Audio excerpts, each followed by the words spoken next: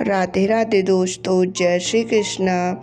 Good morning. अभी 4:54 हो रहे थे और मैं जग गई थी, तो मैंने जग कर लाइट्स वगैरह ऑन की, खिड़की खोला और थोड़ी ठंडी ठंडी हवा ली और उसके बाद मैंने खिड़की वगैरह बंद कर ली और फिर नहाने की तैयारी करने के लिए चली गई। तो अभी मैंने पानी वगैरह गर्म कर लिया है और फिर नहाने के लिए चली गई थी। तो मैं अभी नहा कर आ गई हूँ दोस्तों। चलिए चलते हैं छत पर पूजा करने के लिए। मैं छत पर आ गई थी। आप लोग को तो पता ही है मेरा डेली का शेड्यूल है कि मैं सबसे पहले नहाती हूँ, फिर पूजा करती हूँ, फिर उसके बाद ही अपना कोई काम स्टार्ट करती हूँ। आप लोग भी कोशिश किया करिए कि पूजा ज़रूर करें। पूजा भी एक मेडिटेशन की तरह होती है। मतलब पूजा से अच्छा तो कुछ होता ही नहीं। अगर हम पूजा कर लेते हैं तो हमारा मन बिल्कुल शांत हो जाता है और पढ़ने लिखने में बहुत अच्छे से लगता है। तो अभी मैंने अपने पूरे लड्डू को स्नान ध्यान करा दिया है। फिर मैंने आज गर्म पानी नहीं पिया, डायरेक्ट चाय बना ली थी और चाय बिस्किट मैंने पिया और बिस्किट भी खाया। उसके बाद पढ़ने के लिए बैठ गई थी। आज सुबह मैं लाइब्रेरी नहीं गई हूँ दोस्तों, क्योंकि मेरी मम्मा लोग गांव गई हैं, गांव में शादी है, इसलिए मैं घर पर ही पढ़ रही हूँ। तो सबसे पहले मैंने स्टार्ट किया ब्लैक बुक में प्रीवियस ईयर जो पॉलिटी के क्वेश्चन थे ना उससे। तो चलिए कुछ पॉलिटी के इम्पोर्टेंट क्वेश्चन आप लोगों से पूछती हूँ, आप लोग आंसर्स बताइएगा।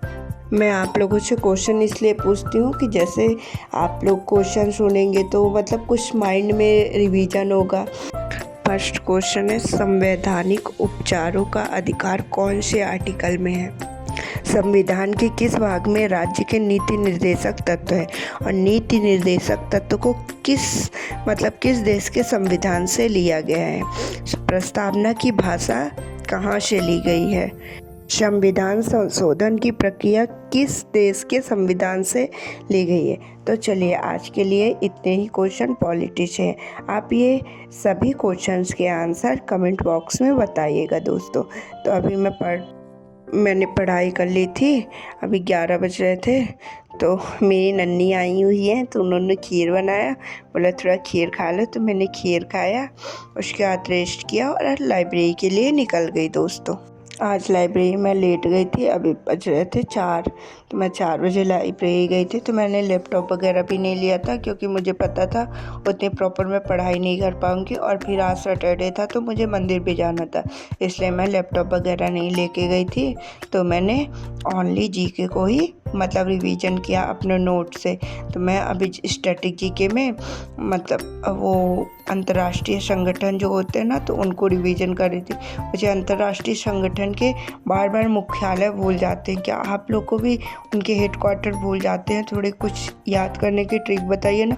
मैं याद करती हूँ ना, मुझे फिर भी भूल जाते हैं। मतलब जब टेस्ट देती हूँ तो कन्फ्यूजन हो जाता है और उल्टा कर देती हूँ। तो चलिए इसी मैं आप लोगों से 2 मुख्यालयों के नाम पूछती हूँ, आप लोग बताइएगा। IMF का मुख्यालय कहाँ है और वर्ल्ड बैंक का मुख्यालय कहाँ है? आप लोग भी कमेंट बॉक्स में आंसर्स बताइएगा और बताइएगा कि आप लोग को याद है कि नहीं। और जो मतलब थोड़ा मुख्यालय के याद करने की ट्रिक होगी तो आप लोग बताइएगा।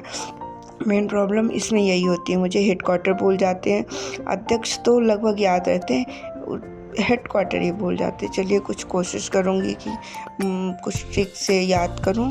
अगर मुझे याद होने लगेंगे तो मैं आप लोगों से भी वो ट्रिक ज़रूर शेयर करूँगी कि कैसे ज़्यादा टाइम तक ये चीज़ों को याद रखें। तो चलिए दोस्तों अभी आप लोगों से कुछ बातें कर लेते हैं। आप लोग की पढ़ाई कैसी चल रही है और RPF कांस्टेबल के मॉक टेस्ट दे रहे हैं तो उसमें कितने मार्क्स आ रहे हैं? मैं अपना मार्क्स भी शेयर करूंगी दोस्तों। अभी मेरे जीके में बहुत ज़्यादा क्वेश्चन गलत हो रहे हैं, मुझे कुछ समझ में नहीं आ रहा कि मैं जीके का पोर्शन अपना कैसे कंप्लीट करूँ कि उसमें मतलब 30 तो नंबर आ ही जाएँ, क्योंकि मैथ में थोड़ा थोड़ा मैं कवर कर लूँगी तो इसमें 30 भी आ जाएंगे तो मेरा काम चल जाएगा। और हाँ, एक बात और, कुछ लोगों ने कमेंट किया था कि दीदी आप रीजनिंग नहीं पढ़ती हैं। मैं रीजनिंग पढ़ती हूँ, बट उसका सिर्फ मॉक टेस्ट देती हूँ और उनमें से जो टॉपिक के क्वेश्चन नहीं बनते तो वो चीज़ें मैं पढ़ती हूँ। क्योंकि रीजनिंग मैंने एक बार बेसिक से मतलब एडवांस लेवल तक अरुण सर का करियर बिल में ऐप लेके मैंने पूरा कंप्लीट कर दिया। और रीजनिंग के क्वेश्चन के कॉन्सेप्ट ऐसे रहते हैं कि एक बार पढ़ लो ना, वो ज़्यादा जल्दी भूलते नहीं हैं, इसीलिए मैं रीजनिंग को मतलब सिर्फ मॉक टेस्ट देती हूँ और उसी से कवर कर रही हूँ। और जिस टॉपिक के क्वेश्चन मुझसे नहीं बनते सिर्फ वही टॉपिक मैं पढ़ती हूँ। फिर आज सैटरडे था तो मुझे मंदिर जाना था, तो मैं मंदिर के लिए निकल गई हूँ दोस्तों। तो मैंने हनुमान जी का मंदिर गई, वहाँ पे आरती वगैरह हो रही थी तो आरती की, हनुमान चालीसा पढ़ा और उसके बाद बाहर निकली तो वहीं चाट का ठेला है, मुझे भूख लग रही थी, मैंने चाट खाया और फिर मैं वहाँ मंदिर से लाइब्रेरी गई, बैग वगैरह लिया और डायरेक्ट घर के लिए निकल आई थी दोस्तों।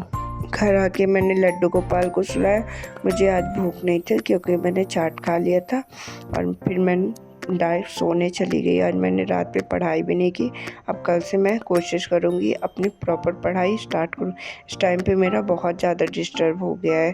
तो जय श्री कृष्णा दोस्तों, बाय बाय, राधे कृष्णा। अब हम लोग कल मिलेंगे और एक नई शुरुआत करेंगे और अच्छे से अपनी पढ़ाई को कंटिन्यू करेंगे। बाय बाय दोस्तों।